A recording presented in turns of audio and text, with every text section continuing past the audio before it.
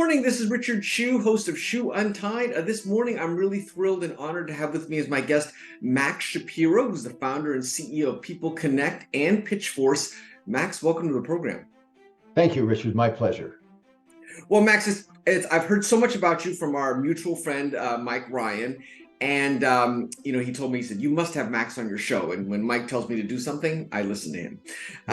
But why don't you tell me a little bit about how you got into the business of connecting people? I mean, I'm sort of in that business myself as a former attorney and now a legal recruiter, but tell me how you got into the business of connecting people. Yeah, happy to. I'm a serial entrepreneur, and I've done a lot of different things. Right out of college, I scouted in the NBA. I was the youngest chief scout in the history of the NBA, and then I put on basketball camps with John Wooden when he was the coach at UCLA, and after he retired, people like Magic Johnson, Pat Riley, Don Nelson, and a number of others. Then I created and ran baseball fantasy camps with ex-Giants and ex-Yankees, Dodgers.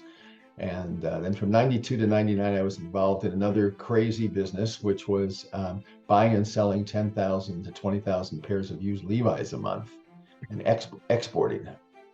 So, I mean, I've done, nothing traditional. And then in 99, I sold that business and I was looking for something to do. And a friend of mine said, you'd be good at recruiting. And I said, really? And she said, yeah, and she was retiring. She said, I'll teach you the business and we can work together for a little while. And when you're ready to go out on your own, you can do that. And so she started the training. This was 99. She started the training by telling me not to waste much time on this new thing called the internet. So it was clearly time for her to retire. And I got started in late 99. And with very little training, as I mentioned, and it was the Wild West because the .com boom was still going on. Yeah, right. And it was sort of fake it until you make it, and on-the-job training, and I loved it. I love helping people find jobs. I love helping companies find the right people, and been doing it since starting in January. It'll be our 25th year. Started in late 99. And we do PeopleConnect is a very unique recruiting firm, as you know from being in the business that you're in. You're in a specific lane, and we're not. We recruit for any type of position at any level for any kind of startup. We only work with startups anywhere in the U.S. So I'll give you a real quick example. About 3 years ago, a friend of mine was helping a cannabis company in Boulder, Colorado, close its A round. In order to get that done, they needed a COO, a VP of sales, and an accountant. So we're talking 3 different positions at different levels: C-suite, VP, individual contributor, and we filled all 3 of those. And that she was able to help her company raise their A round, and we picked up searches we wouldn't have had without the referral, and so it was a win-win.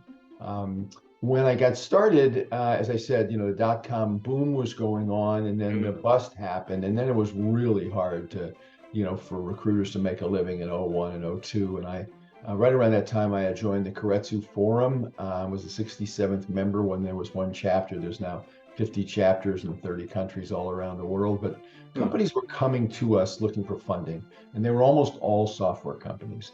And they either said, we need to raise $500,000 or $1 million, and we need to, our software isn't done, we need to hire some more developers. Or our software is done, we need to hire some salespeople. And we said, if you had those people on your team, we'd be more likely to invest. And they said, hello? Why do you think we're here? How are we going to hire these people without having the money? And luckily, a light bulb went off for me.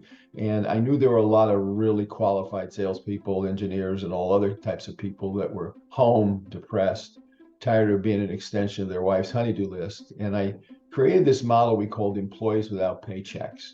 We were able to find people who would work for 3 to 6 months for options only for a company that they thought would get funded in 3 to 6 months. And that was about 10% of our business up until COVID. And once COVID hit, we can't find anybody to work without a paycheck for 3 months. Yeah, right. So it's just, just a sign of the times, it just changed. So that's a long answer to your question. That's how I got in the recruiting business. And, I love what I do. And in addition to doing that, we help companies get funding. So about 10 years ago, I started running pitch events weekly, alternating between San Francisco and the Valley. And then 3 years ago, 3.5 years ago, as soon as COVID hit, we started running them online. So Hmm. now every week we have a pitch force with not just companies from the Bay Area, which is what we were limited to before COVID, but companies from all over the country, and sometimes companies from offshore as well, Hmm. pitching to angel investors if they're looking for their seed round, pitching to venture capitalists if they're looking for their A round, and then we have every third week we have one that's life science specific, any type of life science company Hmm. looking for their seed round or their A round, pitching to a panel of angels and venture capitalists. Hmm. Oh, interesting. So how big is People Connect? I mean, it sounds like, I mean, obviously you can't do all this yourself.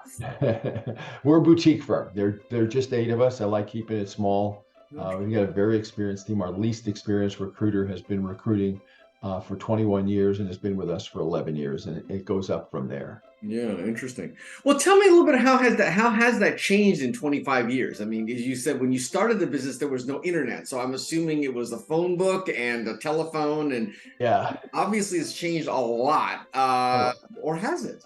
yeah, no, it has. And when by the time we got started, people knew that the internet was there. But it's so funny when I look back and think about during the dot-com boom that what recruiters were doing, they were just finding people online, and they, without talking to them, they were faxing resumes to a hiring manager without having interviewed them. So the hiring manager would come in the morning and there'd be, like 30 sheets of paper all over the floor. Those fax machines, which we thought were the greatest technology when fax machines came out in the 80s. And I was talking to a prospective client, and she said, "Do you interview your candidates?" I said, "Sure." And do you help with negotiating the agreement? I said, "Absolutely." And do you check references? Yeah. I said, "Why?" She said, "Well, these other people are just sending all these resumes in Mm, without having talked to anybody. mm, And then if I talk to them, it's certainly, we're going to pay them, but that keeps me from working with other people who might really know those people whose names I had already." So, it went from that to, all the sophistication that we've got today with, all the software, and now, stuff starting, more and more things in AI. We have pitches often at our seed round pitch force for companies that are working on technology for recruiting. mm. And you do every basically C-level positions for startups or even VP levels, or what levels do you do for Yeah, startups? it's crazy. Any type of position at any level. So an example might be we might be doing a search for a chief sales officer, a VP of sales. But at the same time, we might be looking for that company or for another company for a sales development rep, an SDR, making 75 calls, outbound calls a day, at a base salary of Mm, just 60,000. And it could be a chief technology officer, a VP of engineering, or a software or hardware developer. mm, We haven't been doing that many uh, engineering roles, early stage engineering roles, because so much of that stuff is going offshore. But there are companies that say we want somebody here in the States, and they're willing to pay the extra money that it costs them rather than offshoring it. But mhm. it is a unique model. I mean, the most unique placement we've made a couple years ago, a startup in Berkeley in the drone business needed a drone pilot. And we found somebody in North Carolina. This is the drone pilot, and at the same time we placed a CEO for a life science company with technology that came out of Cal. So Hmm. it's fun. It's fun because, and my team likes it because they're not doing the same thing all the time in Mhm. the same area.